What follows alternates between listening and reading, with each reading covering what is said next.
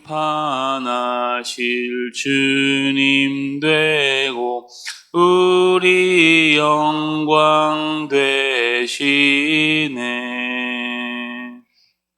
아멘. 오늘은 에스겔서 22장에서 24장까지의 말씀입니다. 22장입니다. 하나님은 이 죄를 심판하시는 분이다. 우리 계속 나누고 있죠. 그러나 우리가 죄를 지을 때마다 하나님이 심판하시는 것은 아니고 성경에도 있듯이 표현되어 있듯이 죄가 관영했다라는 표현이 있습니다. 하나님의 긍휼이 더 이상은 기다릴 수 없는 그런 범위가 있죠. 그래서 여러분, 죄라고 해서 이제 다 같은 죄가 아니고 죄에도 여러 부류가 있고 경중이 어느 정도 있다는 것을 우리가 기억을 해야 합니다. 하나님이 오늘 그들의 구체적 죄악상을 이제 이야기하시면서 이제는 때가 찼고 그 연한이 다 되었다고 말씀합니다. 하나님이 기다릴 수 있는 범위가 이제 넘어섰다는 말인 것이죠. 그들로 하여금 이제 만국의 조롱거리가 될 것이다 라고 말씀합니다. 그래서 6절부터는 쭉 이어지는 말씀 속에서 율법을 범한 그들의 죄악상이 이제 구체적으로 기록되어져 있고, 24절부터는 특별히 유다의 고관들과 이제 지도자들의 죄악이 고발됩니다. 그들의 죄악상은 이제 어느 특정한 하나만의 죄악은 아니었고 이제 전방위적이었습니다. 모든 부분이 다 타락했던 것이죠.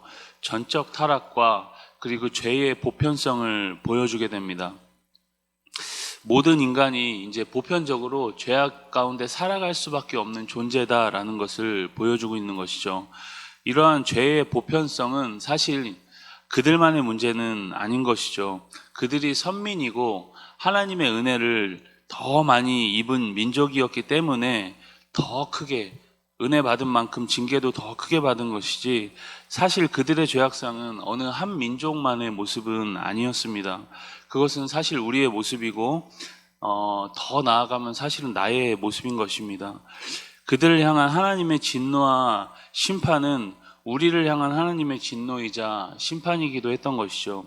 그러니까 우리가 이 말씀들을 우리가 살펴보면서 먼 나라 역사 이야기가 아니라 사실 우리의 삶이다라는 것을 생각하면서 우리가 함께 우리의 삶을 돌아보는 것입니다. 우리 23장으로 넘어가겠습니다. 23장은 이 유다와 예루살렘에 임박한 두 멸망이 두 자매인 오홀라와 오홀리바의 행음 때문에 벌어진 공개적인 처벌이다라고 이렇게 비유로 또 이야기하고 계시죠. 1절부터 10절까지는 이 언니였던 오홀라의 음행을 고발합니다. 그리고 11절부터 31절까지는 더 심각한 오홀리바의 음란을 고발하고 있는 것이죠. 여기서 여러분, 오홀라는 누구를 의미하는 것일까요? 이제 사마리아, 북이스라엘을 의미하는 것입니다. 그리고 오홀리바는 이제 남유다, 이제 예루살렘을 의미하는 것이죠.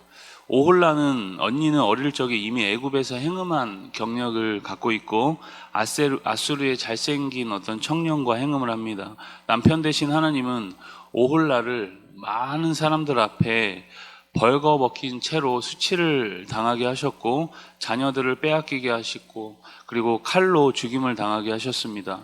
그 사실은 이제 역사적으로 봤을 때 주전 722년에 아수르에 의해서 북이스라엘 땅이 철저하게 이제 멸망을 당하게 되죠. 그런데 더 심각한 건 이 동생인 오홀리바의 음란이었습니다. 우리 11절 말씀을 23장 11절 말씀을 같이 읽겠습니다.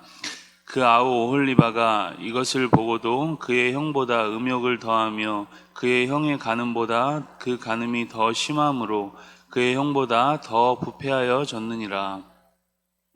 자신의 언니가 이제 처참하게 멸망당하는 모습을 보았다면 아우는 이제 그것을 반면교사 삼아서 더 조심했어야죠.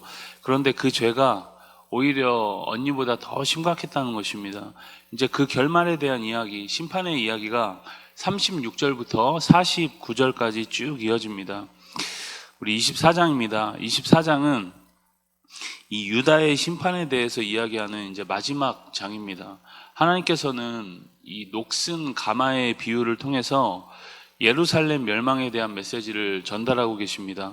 가마 하나를 꺼내서 거기에다 물을 붓고 양의 좋은 부위들을 넣어서 잘 삶습니다. 이전에 이 가마는 예루살렘 성을 의미했고 고기는 그 성 안에서 보호받는 예루살렘 주민들을 의미했습니다. 그러니까 이 가마가 사실은 좋은 의미였던 것이죠. 그런데 오늘 나오는 가마는 이 녹슨 가마입니다. 그 녹슬다 할 때 그 녹은 예루살렘의 죄를 의미합니다. 그 녹슨 가마 안에 있는 고기들이 꺼내어져서 포로로 끌려가게 될 것이다 라는 이야기죠. 그들이 믿고 의지했던 예루살렘이라는 가마가 죄로 녹슬어 버렸습니다. 그렇게 의지하고 믿던 자신들의 요새인 예루살렘 성과 또 신앙의 중심지였던 성전 역시 죄 중에는 안전하지 않다라는 것을 이야기하는 것입니다. 9절부터 11절까지 예루살렘이 바벨론에 의해서 어떻게 무너질지 이제 철저하게 설명을 하고 있습니다. 15절부터는 이 에스겔의 아내의 이 죽음에 대한 기록이 이제 나와 있습니다. 에스겔은 이미 많은 것을 잃었죠.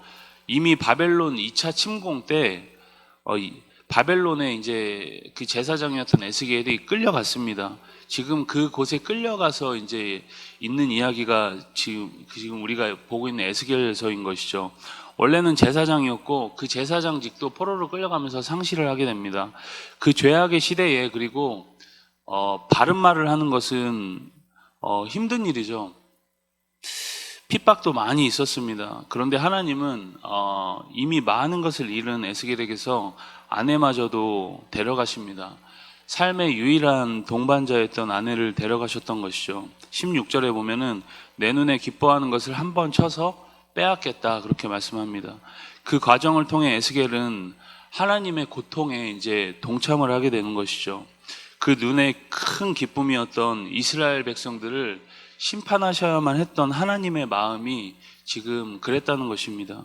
이렇게 하나님의 사람이 걸어가는 길은 하나님의 마음을 어쨌든 공감하는 길이고 하나님의 사람이 걸어가는 길은 참 힘든 길입니다. 하나님 아픔에 이렇게 공감하고 동참하는 길이고 세상이 이해할 수 없는 어떤 좁고 협착한 길이었다는 것이죠. 오늘 우리 모두에게 주어진 인생이 이와 비슷합니다. 힘겨운 인생이고 어려운 인생길이지만 그럼에도 오늘도 우리가 감당하면서 그 모든 삶 가운데 우리가 하나님의 마음을 배우는 은혜의 날이 다 되시길 주의 이름으로 간절히 소망합니다. 우리 에스겔 22장에서 24장까지의 말씀을 경청합니다. 주의 말씀은 내 발의 등이요 내 길의 빛이니이다. 아멘. 제22장